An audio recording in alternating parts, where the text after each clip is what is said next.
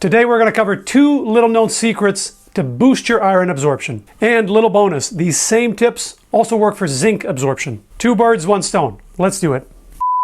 One of the top 3 questions I get all the time is iron. What foods are rich in iron, how to absorb more of it. So today we're going to iron this out. Now, I made a video a while back covering the basics on iron, so definitely check that out. Actually, it might be over here.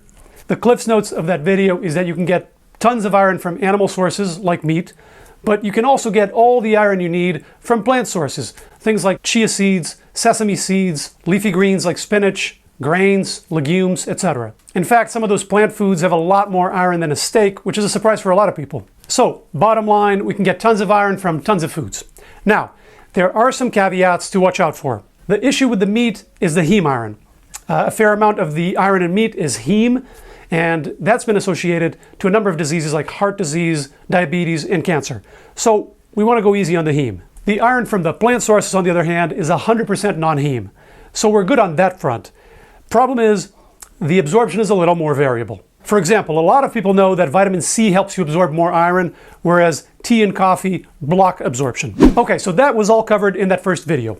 Today we're going to cover 2 more tricks, a lot less known, but just as powerful. Trick number 1. There are certain amino acids that are rich in sulfur that help with iron absorption. Great, Doc. Where do I get those? Lucky for us, 2 foods that are really tasty and really cheap have a ton of these amino acids. Onion and garlic, the allium family as they're called, they are really powerful in boosting iron absorption in our gut, specifically non-heme iron, the type we find in plants and that is not associated with disease. For example, adding garlic to beans helps you get 73% more iron out of them. That's huge. That's almost twice as much iron from the same food just by adding garlic. That works for whole grains as well. Add some onion, you get 66% more iron out of the same amount of whole grain. Okay, that's pretty cool, but it's not all. I told you that zinc absorption goes up as well, right? If you add garlic to your whole grains, you get a huge boost. For some grains, it's more than twice the amount of zinc. That allium family just keeps delivering. You don't need to worry about specific combinations or exact amounts. Just know that if you add garlic and onion to your foods, it boosts your iron absorption and your zinc absorption on the side as well. Okay, that's trick number 1, onion and garlic. Easy, right? Trick number 2, carrots. Carrots? What do carrots have to do with iron? Turns out, everything. Carrots are very rich in beta-carotene. That's where carotene got its name. Beta-carotene boosts your non-heme iron absorption. So having your legumes and your whole grains, things like chickpeas, lentils, your rice, your quinoa, with some carrots, boosts the amount of iron you can absorb by about 65%. So let's put all of this together.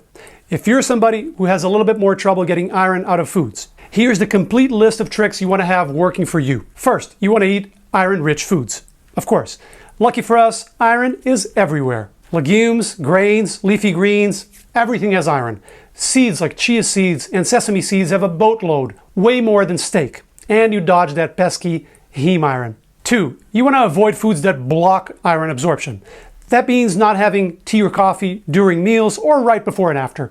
Have your coffee an hour or so away from meals just to be safe. 3, you want to use leverage. The foods that boost iron absorption, use them to your advantage. Vitamin C. That means a spritz of lemon on your food or some broccoli or some red peppers. Onion and garlic, we saw that today, and carrots have that powerful effect as well. Obviously, you don't have to have all of these tricks in the same meal or obsess over exact amounts, but this gives you a nice repertoire of tricks to play with and integrate into your meal planning. So no, you're not limited by your genetics, and you're not forced to eat meat to get iron if you don't want to. You can get the iron without the heme, best of both worlds. So did you know about those already? The onions and the carrots and stuff? I dug those up in some studies that I never hear anyone in nutrition talk about. I was actually surprised myself. So I hope that helps. Let me know how those work for you, and I'll see you on the next one. Ciao.